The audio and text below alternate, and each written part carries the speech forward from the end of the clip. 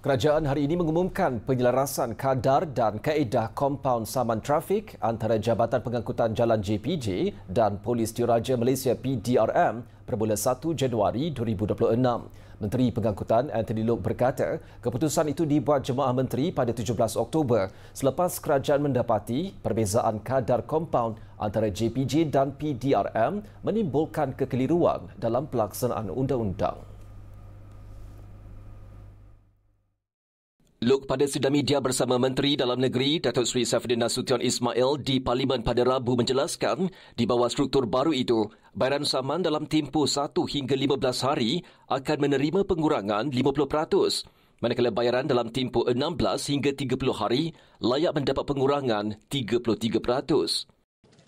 Kalau bayar dari 1 hingga 15 hari, iaitu kurang daripada 15 hari, pengurangan 50%.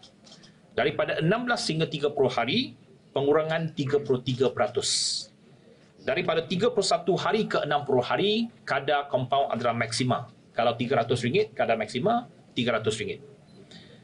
Daripada 61 hari ke atas, maka tindakan mahkamah dan senarai hitam akan dilaksanakan terhadap pemilik kenderaan tersebut.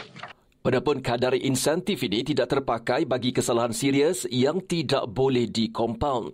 Sebagai langkah peralihan, kerajaan menawarkan pengurangan antara 50 hingga 70% bagi semua saman JPJ dan PDRM yang boleh dikompaun mulai 1 November hingga 30 Disember 2025.